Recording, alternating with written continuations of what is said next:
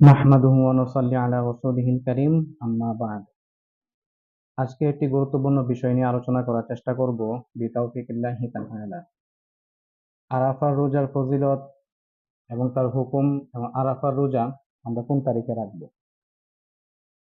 আরাফার রোজার ব্যাপারে রাসূল সাল্লাল্লাহু আলাইহি ওয়াসাল্লামকে যখন জিজ্ঞাসা করা হয়েছিল, মুসলিম শরীফের 1162 নম্বর হাদিস, আন সুইলা রাসূলুল্লাহি সাল্লাল্লাহু আলাইহি ওয়াসাল্লাম আন সাওমি ইয়াউমি আরাফা। রাসূল সাল্লাল্লাহু আলাইহি ওয়াসাল্লামকে আরাফা রোজা সম্পর্কে জিজ্ঞাসা করা হয়েছিল। ফাকালা ইউকাফিরু সানাতাল মাদিয়াতা ওয়াল বাকিয়াতা।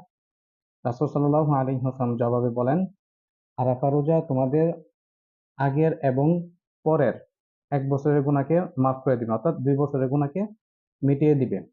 আল্লাহ তাআলা আরাফা রোজার বিনিময়ে বান্দার পূর্বের 1 বছর এবং পরবর্তী 1 বছরের সগীরা গুনাহকে মাফ করে দিবেন। আর এখানে মাফ দ্বারা উদ্দেশ্য সগীরা গুনাহ, কারণ কবিরা গুনাহ তাওবা ছাড়া মাফ হয় না। তো আল্লাহ তাআলা অন্য কোনো রোজার ব্যাপারে বলেন নাই যে, বা অন্য কোনো ইবাদতের ব্যাপারে বলেন নাই যে এই ইবাদত করলে ভবিষ্যতের গুনাহ মাফ হবে, সগীরা গুনাহ মাফ হবে বলেন নাই। আরাফার রোজা দিনের কথা বলা হয়েছে।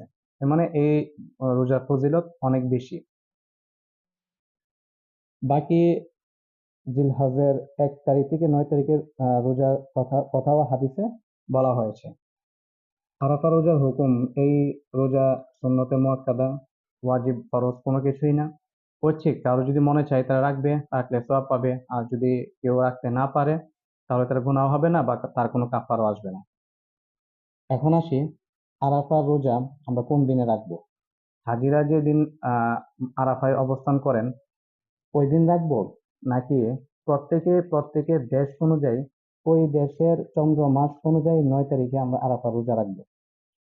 এই বিষয়টা নিয়ে কারো কারো বক্তব্য হচ্ছে যে আরাফা রোজা হাজিরা যেদিন আরাফায় অবস্থান করেন, যেহেতু এটা আরাফার সাথে সম্পৃক্ত, হজের সাথে সম্পৃক্ত, হাজিদের সাথে আমরা আরাফা রোজা রাখবো। অর্থাৎ সৌদির 9 জিলহজ আর কোনো দেশের 8 জিলহজ, যেমন আমাদের বাংলাদেশে 8 জিলহজ আগের দিন রাখবো। আবার এদেরই কারো কারো বক্তব্য হচ্ছে 8 তারিখ এবং 9 তারিখ উভয় দিনই আরাফা রোজা রাখবো। যে কোনো একদিন তো হবেই। আর আরেক অন্য ওলামা কেরামের মতামত হচ্ছে, আর এটাই সবচেয়ে শক্তিশালী মতামত, যে আরাফা রোজা একদিন। আর এটা হচ্ছে প্রত্যেক দেশ অনুযায়ী তাদের চাঁদ দেখার উপর নির্ভর করে ওই দেশে 9 তারিখে আরাফা রোজাটা রাখবে। এখন আসি, যারা বলেন যে আরাফা রোজা আমরা হাজিদের সাথে মিলিয়ে সৌদি আরবের 9 জিলহজ আর বাংলাদেশে যখন 8 জিলহজ ওই দিন আমরা আরাফা রোজা রাখবো, তখন তাদেরকে বলা হবে, যদি 8 জিলহজ রোজা রাখে কিছু সমস্যা সম্মুখীন হতে হয়, কিছু আপত্তি আসে। প্রথম আপত্তি হচ্ছে ইয়াউমু আরাফা, এই দিনটা, এই নামটা সময়ের সাথে নির্ধারিত, মানে 9 তারিখের সাথে এটা নির্ধারিত। 9 তারিখেরই একটা পরিভাষা হচ্ছে ইয়াউমু আরাফা, আরাফার দিন। 9 তারিখের একটা পরিভাষা, যেরকম ভাবে ইয়াউমুন নাহার 10 তারিখ এর পরিভাষা, ইয়াউমুত তারবিয়া 8 তারিখের পরিভাষা, ঠিক তদ্রূপ ইয়াউমে আরাফা এটা 9 তারিখের পরিভাষা। ইয়াউমে আরাফা দ্বারা 9 তারিখ উদ্দেশ্য। তো এই পরিভাষাটা, যেমন আমরা রমাদান মাসকে রমাদান মাস কেন বলা হয়? রমাদান এই শব্দের মধ্যে তার মূল মাদ্দা হচ্ছে রমদুন। রমদুনের মধ্যে উত্তপ্ত, তাপ, দগ্ধ এরকম অর্থ পাওয়া যায়। তো রমাদানকে রমাদান মাস বলার অনেকগুলো কারণ থেকে একটা কারণ হচ্ছে এই রমাদান মাসটা শুরু হয় গরমকালে। আর যেহেতু তার মধ্যে গরমের একটি অর্থ পাওয়া যায়, এই জন্য এই রমাদানকে রমাদান বলা হয়। এই 30 দিন বা 29 দিনে একটা পরিভাষা এটা। এখন কোনো দেশে যদি এই 30 দিন শীতকালে আসে তাহলে তাকে রমাদান বলা হবে, যদি গরমকাল আসে তাহলে তাকে রমাদান বলা হবে। যেমন বটতলা, নিমতলা, গাছ থাকার কারণে ওই জায়গাটার নাম হয়েছিল। যদি এখন গাছ নাও থাকে তাহলে কিন্তু ওই জায়গাটার নাম থেকে যায়। অর্থাৎ এই জায়গাটার জন্য একটা পরিভাষা হিসাবে এটা ব্যবহৃত হয়। এরকম ভাবে ইয়াউমে আরাফাটাও ওই 9 তারিখের পরিভাষা হিসাবে ব্যবহৃত হয়, যেহেতু ওই 9 তারিখের সাথে বিভিন্ন আমল সম্পৃক্ত রয়েছে। তো এখানে উদ্দেশ্য হচ্ছে 9 তারিখ, আরাফার দিনটা উদ্দেশ্য 9। এর যদি আরেকটা উদাহরণ বলি, ইয়াউমে আরাফার আমল শুধু রোজা রাখা এটা নয়। হাদিসে ইয়াউমে আরাফার আরেকটা আমলের কথা আসে, তাকবীরে তাশরিক, প্রত্যেক নামাজের পরে তাকবীর পড়া। মুসান্নাফে ইবনে আবি শাইবাতে আন আলী রাদিয়াল্লাহু আনহু কানা ইউকাব্বিরু বা'দা সালাতাল ফাজরি ইয়াউমা আরাফা ইলা আখিরি ইলা ইলা সালাতি ইয়াউমিল আসরি মিন আখিরি আইয়ামিত তাশরিক। আলী রাদিয়াল্লাহু আনহু থেকে বর্ণিত, তিনি ইয়াউমে আরাফা অর্থাৎ 9 তারিখের ফজর নামাজের পর থেকে তাকবীরে তাশরিক পড়তেন আইয়ামে তাশরিকের শেষ দিন আসর নামাজ পর্যন্ত। এখন যদি আমরা হাজিদের সাথে মিল রেখে 8 তারিখে রোজা রাখি, তাহলে আমাদের তাকবীরে তাশরিক শুরু করতে হয় 8 তারিখ, যেহেতু ইয়াউমে আরাফার আমল দুইটা। কিন্তু যারা বলেন যে ইয়াউমে আরাফা রোজা রাখবে 8 তারিখ, তারা তাকবীরে তাশরিক শুরু করেন 9 তারিখ। কেন? আপনি একটি আমল করবেন, মানে আপনার মন মতো আরেকটি করবেন না, অথচ একই দিনে দুটি আমল, আপনি একটা করবেন আরেকটা করবেন না, এটা তো হতে পারে না। হাদিসে যেরকম ভাবে 9 তারিখে রোজা রাখার কথা বলা হয়েছে, এরকম তাকবীরে তাশরিকের কথা বলা হয়েছে। আপনি একটা আমল করবেন আরেকটি আমল ছাড়বেন, এটার অধিকার তো আপনার শরীয়ত আপনাকে দেয়নি। আরেকটা বিষয় বলি, ইয়াউমে আরাফা হচ্ছে 9 জিলহজ, ইয়াউমুন নাহার হচ্ছে 10 জিলহজ। 9 আর 10 তারিখের মধ্যে আমরা জানি অন্য কোনো দিন নাই। এখন আমি যদি ইয়াউমে আরাফা রোজাটা রাখি 8 তারিখ, তাহলে 8 আর 10-এর মাঝখানে 9 তারিখ চলে আসলো, 9 তারিখের নাম কি হবে? অথচ সব জায়গায় ফিকহি কিতাবে, হাদিসের কিতাবে ইয়াউমে আরাফার পর ইয়াউমুন নাহার। কিন্তু আমরা 8 তারিখে রোজা রাখার কারণে ইয়াউমে আরাফার পরে আরেকটা দিন বাড়িয়ে ফেললাম। এটা আমরা কিভাবে করলাম? শরীয়ত এর অনুমোদন দেন নাই। এরপর যদি এখানে আরেকটা বিষয় বলি, তাহলে হচ্ছে আমরা আশুরা রোজা রাখি মহরমের 10 তারিখ, প্রত্যেকে দেশের চাঁদ অনুযায়ী। এখন যদি আমরা আশুরা রোজা রাখি বাংলাদেশের তারিখ অনুযায়ী, আর আরাফা রোজা রাখি সৌদি তারিখ অনুযায়ী, তাহলে তো এটা হলো না। আর প্রত্যেকের দেশ অনুযায়ী, হাদিসে যেহেতু বলা হয়েছে সুমু লিরুয়াতিল হেলাল ওয়া আফতিরু লিরুয়াতিহি, তোমরা রোজা রাখবে চাঁদ দেখে এবং তোমরা ইফতার করবে চাঁদ দেখে। আরবি ইসলামী যেই ইবাদত গুলো আছে মাসের সাথে সম্পৃক্ত, ওইগুলো চাঁদ দেখার সাথে সম্পৃক্ত।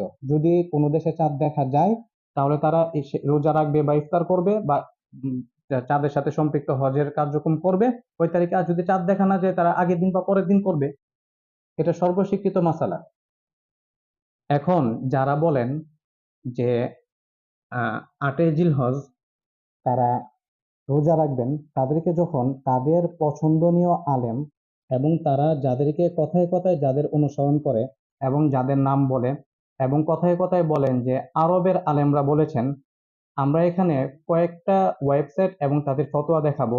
যেমন কাতারের বিখ্যাত ওয়েবসাইট ইসলাম ওয়েবে যদি আমরা দেখি, ওইখানে লেখা আছে সূর্য উদয়ের, চাঁদ উদয়ের যে স্থানের ভিন্নতা রয়েছে, এটা গ্রহণযোগ্য।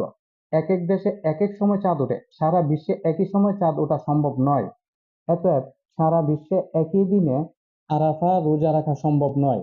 এটা কাতারের বিখ্যাত ওয়েবসাইট ইসলাম ওয়েব থেকে নেওয়া।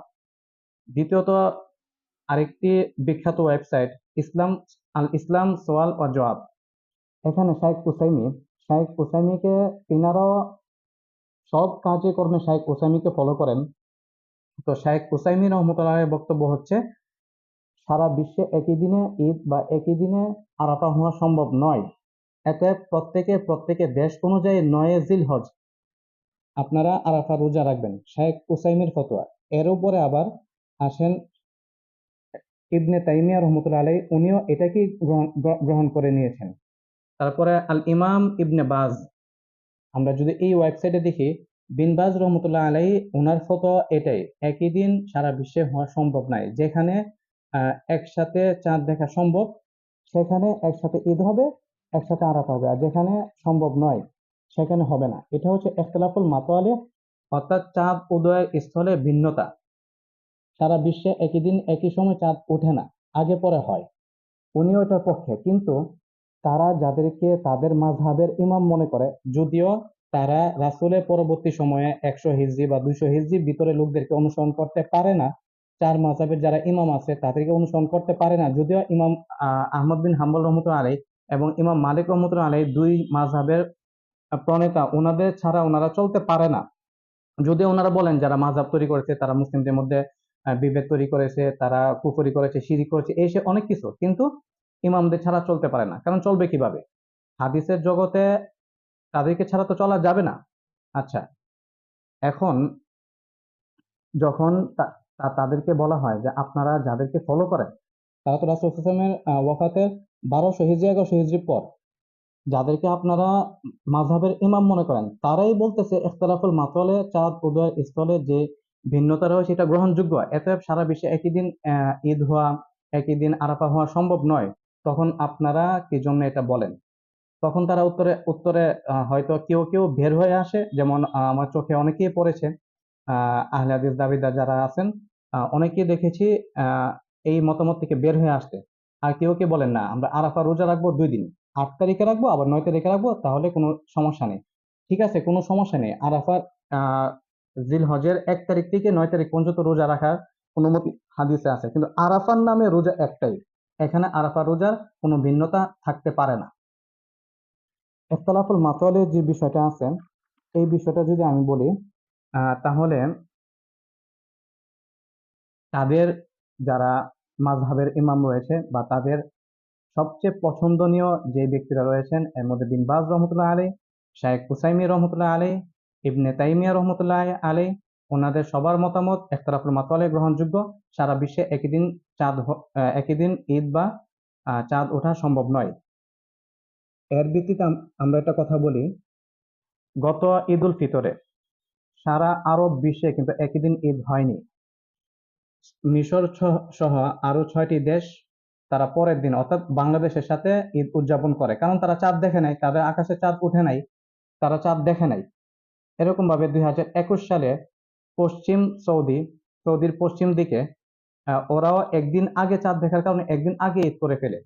এতে বোঝা গেল যে সারা বিশ্বে একই দিন সম্ভব নয়। সবচেয়ে মজার বিষয় হচ্ছে, গত ঈদে চাঁদপুর সাবা দরবার শরীফ থেকে যখন ভোরবেলা মানে ঈদ পালন করার কথা বলা হয়, যারা বাংলাদেশে থেকেও সৌদির সাথে মিল রেখে ঈদ করে, তারাও অনেকে ঈদ করতে পারে নাই ওই দিন।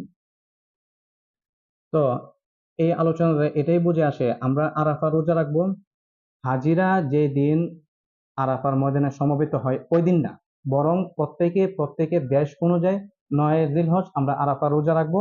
অর্থাৎ এই বছর বাংলাদেশে আরাফা রোজা রাখবো শনিবার দিন, আহ শুক্রবার দিন, আর সৌদি বা আরবে যারা আছে তারা আগামীকাল বৃহস্পতিবার আরাফা রোজা রাখবে।